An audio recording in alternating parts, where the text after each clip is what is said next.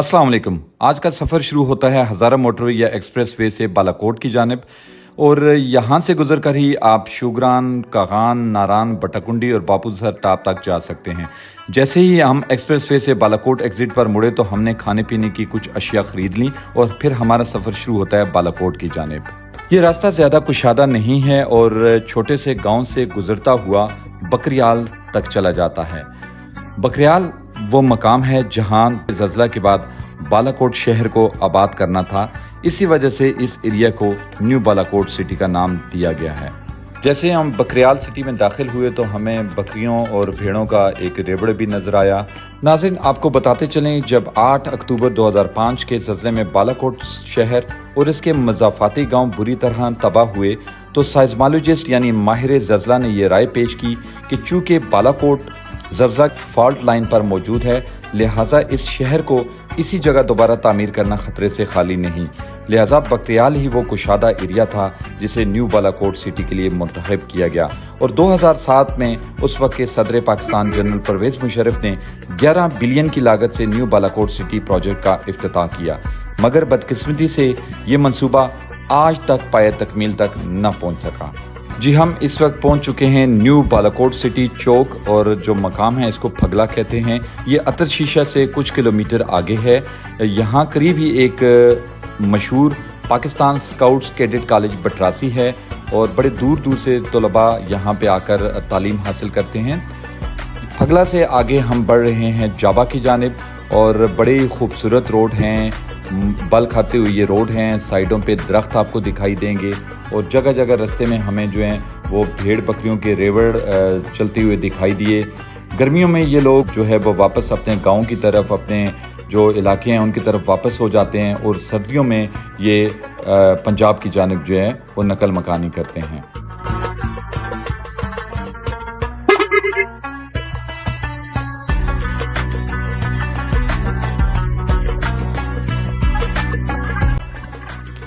जाबा से जैसे ही हम आगे बढ़ते हैं तो बहुत ही खूबसूरत मकाम आता है, पहाड़ है, और पहाड़ के दोनों जानिब ऊंचे ऊंचे दरख्त हैं जिससे माहौल काफ़ी खुशगवार और ठंडा रहता है।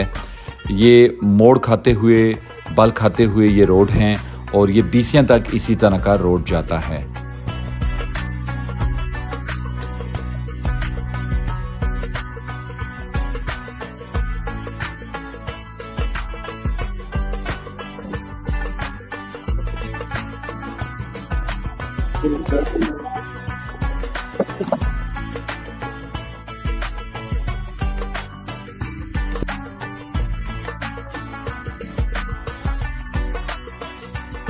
बीसा से जैसे ही आगे बढ़ते हैं तो रोड के दोनों जानिब होटल्स शुरू हो जाते हैं, और आगे जब हम शोहाल, नजफ खान, दन्ना शोहाल, तरन्ना और हसा की तरफ बढ़ते हैं तो रोड की दोनों जानिब आपको हर किस्म के बेहतरीन होटल्स मिलेंगे। हम अपने उन टूरिस्ट को जो दूर दराज इलाकों से शुगरान, नारान, गिलगित बल्तिस्तान इसी रूट से जाते हैं और उनके लिए रात हो जाती है, तो आपको ये बताते चलें कि आपके लिए यहाँ के होटल बेहतरीन क़याम गाहें साबित हो सकती हैं। थोड़ा सा रुक कर मुख्तलिफ होटल्स का विज़िट कर लीजिएगा और अपने लिए इकोनॉमिक और कंफर्टेबल होटल का इंतखाब करें, और अगले दिन आप आगे का सफ़र जारी कर सकते हैं। तो हम भी आगे बढ़ते हैं हसा की जानिब।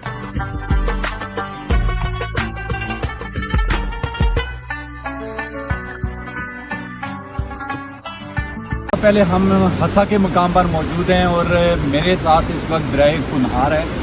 ये दरिया कुनहार जो है ये नारान से भी पहले बहुत पीछे बापूसर टाप और उधर से शुरू होता है। यहाँ से होते ये कश्मीर के अंदर दाखिल होता है और वहाँ से जो है ये आगे झेलम या जिसके साथ भी जाकर मिल जाता है। मेरे बाईं जानिब यहाँ पे आगे बालाकोट का डिग्री कॉलेज है, यहाँ पे अक्सर लोग आके रुकते हैं। पुल की दूसरी जानिब अगर चले जाएँ तो बड़े प्यारे प्यारे होटल बनाए गए हैं, और होटल्स के सामने अच्छी जगह बनाई गई जहाँ पे बैठ के आप लंच भी कर सकते हैं, चाय वगैरह भी पी सकते हैं और एंजॉय कर सकते हैं।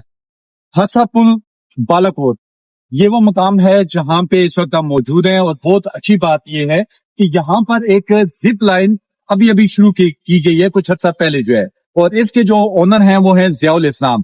तो इनसे बातचीत करते हैं कि ज़िया, ये बताएं कि ये कब से आपने शुरू की है اور یہاں سے یہ کتنے تقریباً فیٹ بنتی ہے وہاں تک؟ جی السلام علیکم.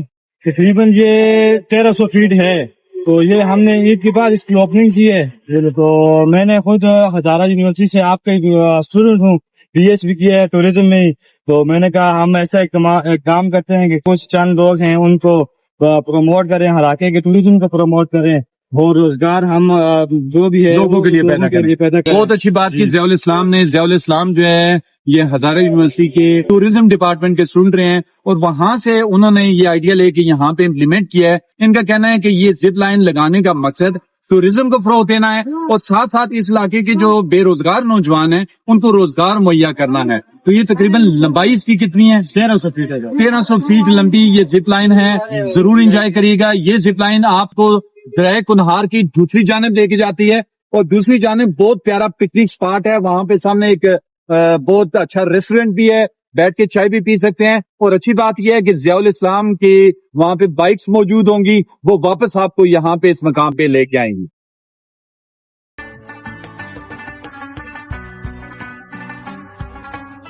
زپ لائن پہ جانے کے لیے پوری احتیاطی تدابیر کا استعمال کیا جاتا ہے, اور اس وقت سٹاف جو ہے مجھے ہر وہ چیز پہنا رہے ہیں جو میرے لیے جو ہے وہ سیفٹی ہو سکتی ہے, مجھے آگے کسی قسم کے مسئلے سے بچا سکتی ہے.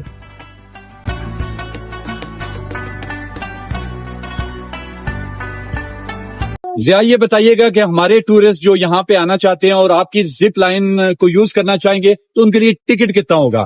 سر ابھی تو ان کے لیے ٹکٹ 1000 میں جا رہا ہے, لیکن کچھ ان کو آف کر لیتے ہیں. جی, ان کا کہنا ہے کہ جو بھی ٹورسٹ یہاں پہ آئیں گے ویسے جو ہے یہاں سے وہاں تک کا اور واپس لانے کا 1000 جو ہے وہ ٹکٹ ہے, لیکن چونکہ وہ ٹورسٹ ہمارے مہمان ہیں تو ان کے ساتھ ڈسکاؤنٹڈ ریٹس ہوں گے.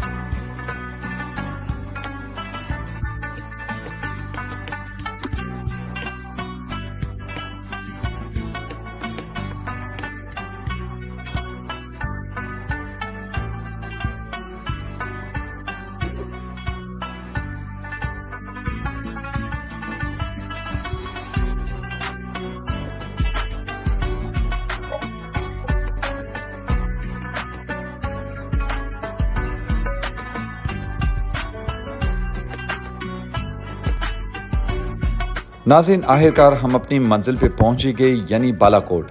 اس وقت ہم گزر رہے ہیں بالا کوٹ سٹی سے.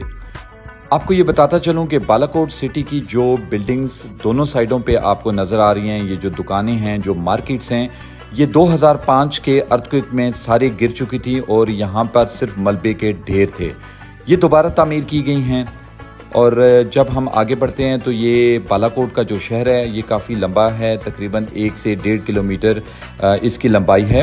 اور ہماری دائیں جانب جو ہے وہ دریائے کنہار بہہ رہا ہے. یہ وہی دریائے کنہار ہے جو ناران سے شروع ہوتا ہے اور آگے جا کر کشمیر میں جہلم کے ساتھ مل جاتا ہے. بالا کوٹ مانسہرہ کا پرفتح مقام ہے.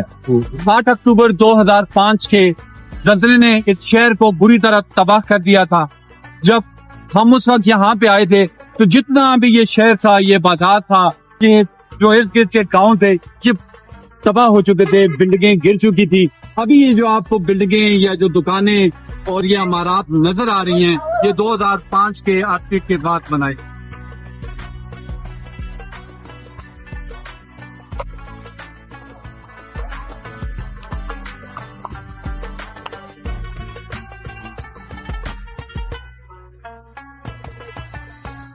بالا کوٹ میں جب آپ آتے ہیں تو اس طرح چھوٹی چھوٹی گلیاں ہیں, اور ہر گلی کے اندر آپ کو مختلف قسم کی دکانیں ملیں گی. ضرورت کی تمام قسم کی اشیاء آپ کو ملیں گی. میں اپنے ان تمام ٹورسٹ کو جو آگے کاغان, ناران, بابو سر ٹاپ تک جانا چاہتے ہیں, ان کو یہی سجیسٹ کروں گا کہ جب بھی آپ یہاں پہ آئیں تو بالا کوٹ سے اپنی زیادہ ضروریات کی چیزیں خرید لیں, جس میں آپ مختلف قسم کی کولڈ ڈرنکس ہیں, کھانے پینے کی چیزیں ہیں, گفٹس ہیں, کیونکہ بالا کوٹ کے ریٹس جو ہیں کافی مناسب ہیں. جیسے جیسے آپ آگے چلتے جائیں گے ٹورسٹ پوائنٹس پہ جائیں گے تو قیمتیں بڑھتی جائیں گی. اس وقت ہم موجود ہیں بالکل سید احمد بریلوی کی جو مقبرہ ہے، ان کی قبر ہے، اس کے بالکل ساتھ ہیں. اور یہاں پہ میں آپ کو دکھاتا ہوں کہ بہت ہی اچھی ایک شاپ ہے جہاں پہ آپ کو مختلف قسم کے گفٹس اور بہت ہی اچھی اچھی چیزیں مل سکتی ہیں. ہینڈی کرافٹ ملیں گے، گفٹس ملیں گے، تو آپ کو دکھاتے ہیں.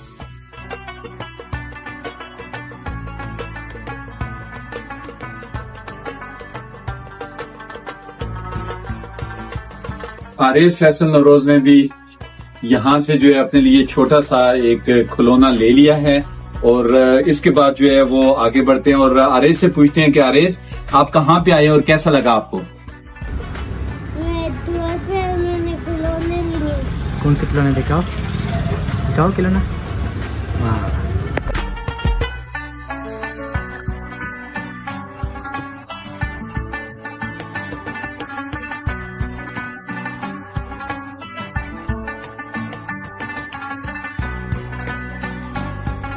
یہ وہ مقام ہے جہاں پہ سید احمد بریلوی کی قبر موجود ہے. یہاں پہ ہم نے فاتحہ خوانی کی.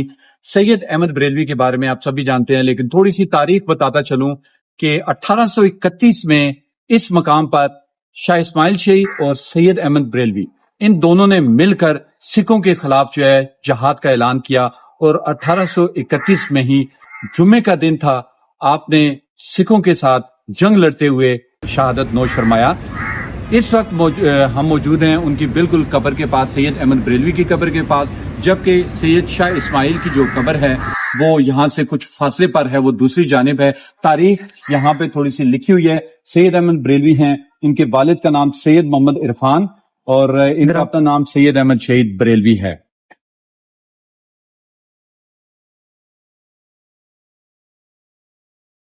ناظرین، آج کی اس ویڈیو میں آپ نے ہمارے ساتھ سفر کیا ہزارہ موٹر وے سے بالا کوٹ تک. اب ہم آگے بڑھتے ہیں کیوائی کی جانب. کیوائی سے آگے شوگراں کو رستہ جاتا ہے، جبکہ اس سے آگے ہم بڑھیں گے پارس، جہاں سے ہم شاران کی طرف جائیں گے. تو آنے والی ویڈیو میں ہم آپ کو کیوائی اور شاران دکھائیں گے. اگر آپ کو ہماری ویڈیو پسند آئی ہے تو ہماری ویڈیو کو لائک کریں، چینل کو سبسکرائب کریں تاکہ آپ ہماری اگلی ویڈیوز بھی دیکھ سکیں. تب تک کے لیے اپنے میزبان ڈاکٹر فیصل نوروز کو اجازت دیجیے. اللہ حافظ.